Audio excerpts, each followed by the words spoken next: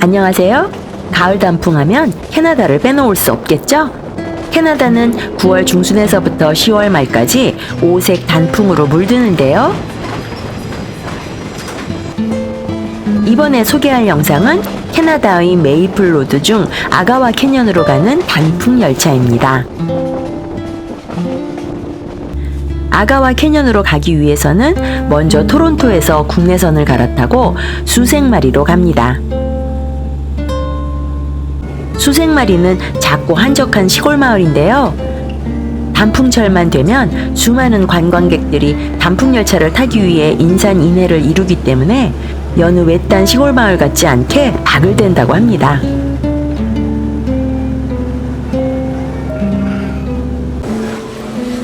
아주 작은 수색마리 공항에 내리니 비바람이 거세게 몰아칩니다. 떠날 땐 멀쩡하던 날씨가 웬 변덕은 이렇게 심하게 부리는지 캐나다 동부의 가을 날씨는 결코 만만치 않네요. 다음날 이른 아침 아가와 협곡으로 가는 표를 끊으러 기차역으로 왔어요. 기차는 아침 7시에 출발을 하는데요. 천만다행으로 날씨가 좋아졌어요. 아직 어둠이 가시지 않은 대합실엔 때 아닌 관광객들로 미어 터집니다.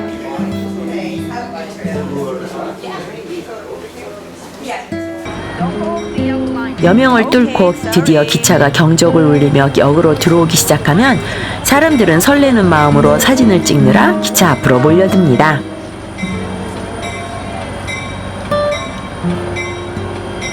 이 기간 동안 단풍열차는 하루에 한 번만 운행을 하는데 700~800개가 넘는 좌석이 모두 꽉 찬다고 해요. 좌석을 미리 정해주기 때문에 반드시 예약을 해야 하고 예약자에 따라 칸수를 조절하는데 이번엔 몇 칸이나 되는지 세어보려고 해도 끝이 보이질 않네요. 정말 길죠? 우리가 갔을 때가 가장 성수기인 10월 초다 보니 아마도 제일 길지 않았나 싶군요.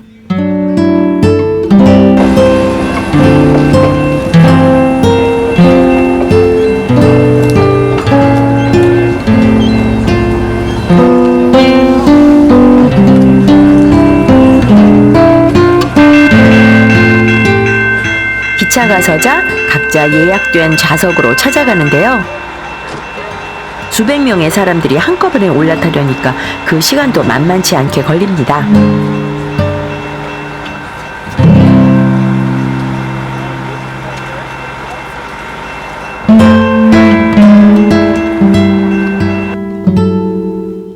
기차가 들어올 땐 어둑어둑했는데 정작 출발을 할 즈음엔 밖이 훤히 밝아 있더라고요. 자, 이제 본격적으로 단풍 구경을 떠나볼까요?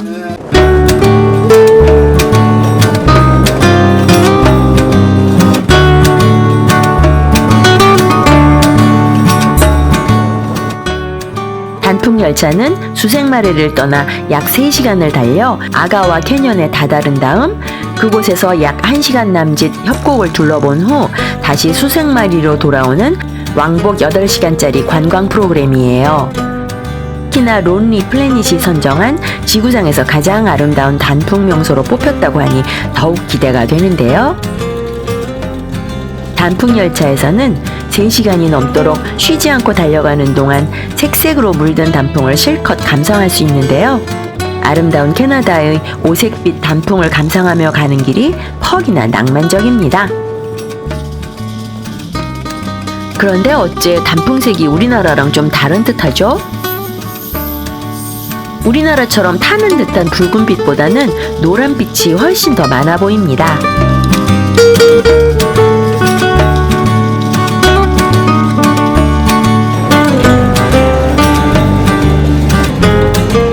기차가 달려가는 동안 사람들은 창밖을 내다보고 사진을 찍느라 정신이 없어요.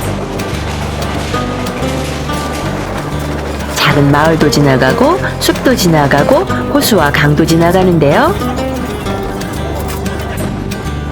그 중에서도 몬트리올 리버 위의 멋지게 휘어진 철교를 지나가는 모습이 아가와 협곡행 기차의 하이라이트라고 해요.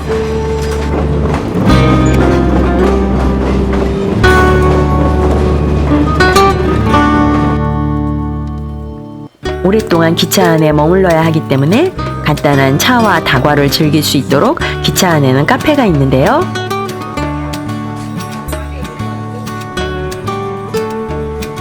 저도 커피 한 잔을 시켰어요.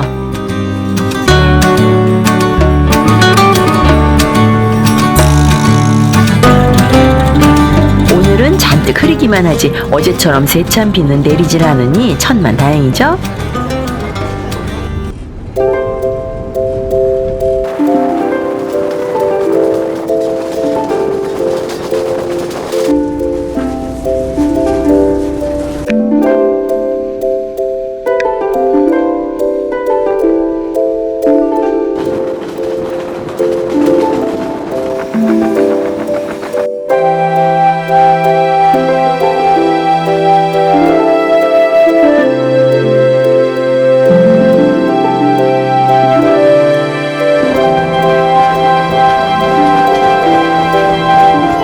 상쾌한 바람을 맞으며 알록달록한 단풍을 바라보다가 조금 쌀쌀해지는 듯한 느낌이 들면 따뜻한 실내로 들어옵니다.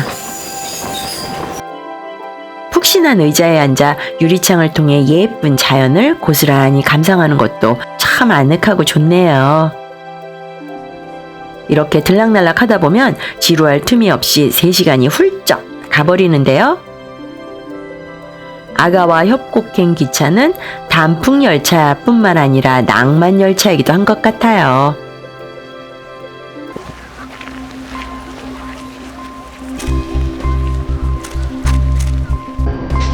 어느덧 기차는 아가와 캐년에 도착합니다.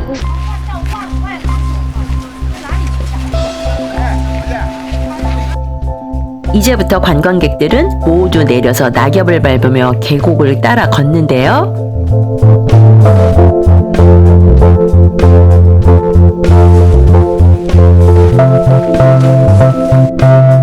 제일 먼저 전망대로 올라가서 멋진 경치를 조망해 볼까요? 그런데 전망대로 올라가는 계단이 예사롭지 않네요. 올라가도 끝이 안 보입니다. 가다 보니 계단 숫자가 보이는데요. 정상까지는 무려 300개가 넘는 계단을 따라 올라갔답니다.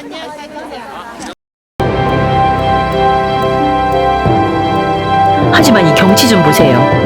정말 예쁘죠? 과연 힘들게 올라온 보람이 있네요.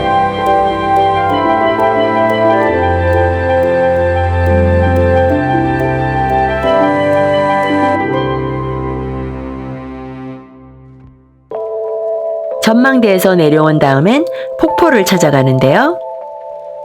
아가와 캐년엔 크고 작은 폭포도 여럿이라고 하는데요. 그 중에서도 3대 폭포가 유명하다고 해서 찾아가 보려고요.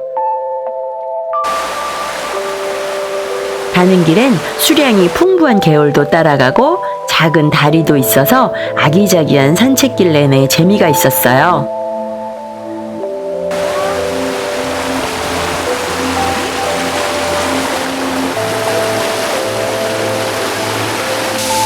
그런데 어제 비가 워낙 많이 와서 그런지 가는 길마다 폭우로 갑자기 생긴 폭포들이 줄줄이 보입니다. 이 폭포도 갑자기 생긴 거라고 하는데 소리도 웅장한 게 볼만하죠? 산속으로 얼마 들어가지도 않았는데 벌써부터 이런 폭포가 보일 정도면 3대 폭포는 과연 규모가 어떨지 궁금해집니다.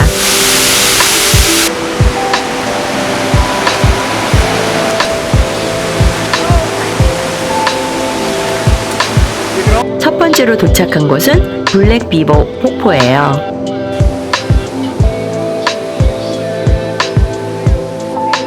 높이가 53m인 블랙비버 폭포는 기차에서 내려 10분 정도만 걸어가면 다가갈 수 있을 정도로 가까운 거리에 있어요. 블랙비버 폭포는 유난히 폭우가 내린 후 가장 잘 보인다고 하는데요.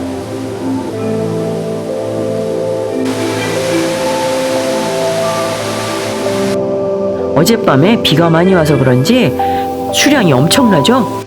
조금 전에 보았던 갑자기 생긴 폭포와는 규모가 비교가 안 되네요.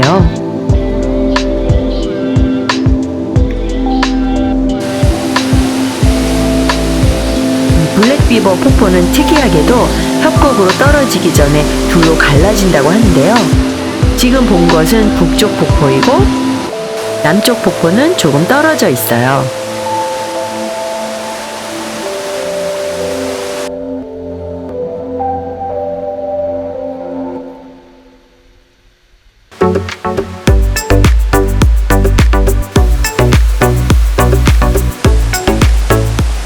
남쪽 폭포 역시 물소리도 우렁찬 게 시원하게 쏟아집니다.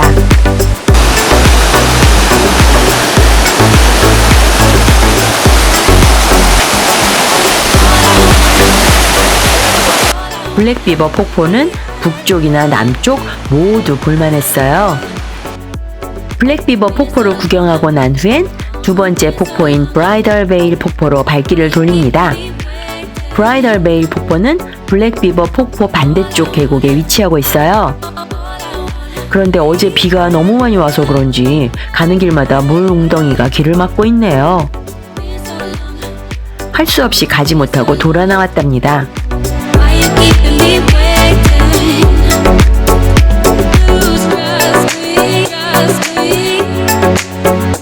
브라이덜 베일 폭포는 높이가 68m로 꽤 높고 신부의 면사포처럼 퍼져 있지만 아가와 강 건너편에 위치하고 있어서 카누를 타고 가지 않으면 강 건너 멀리서 조망할 수밖에 없는데요. 협곡으로 들어서면서부터는 기차에서도 볼 수 있어서 그나마 아쉬움을 달래봅니다.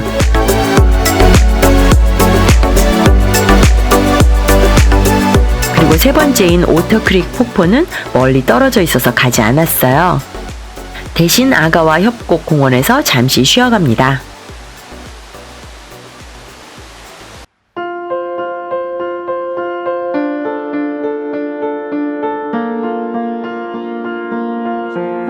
깨끗하고 공기 맑은 아가와 협곡 공원은 비가 온 뒤라 그런지 더욱 상쾌했는데요.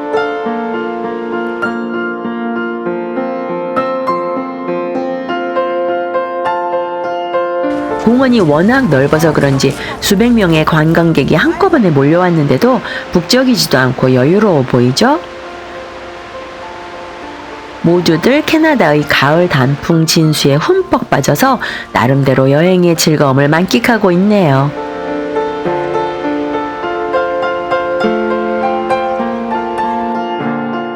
충분한 휴식을 취한 뒤에는 다시 기차에 오릅니다.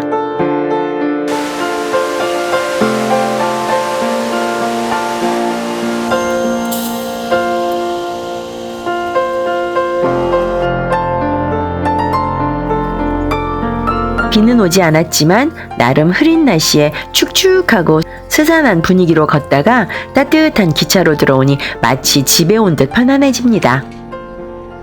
그리고 배도 출출해지네요. 우리는 식당 칸에서 점심 식사를 하기로 했어요. 뜨끈한 스프와 스테이크를 주문했는데요.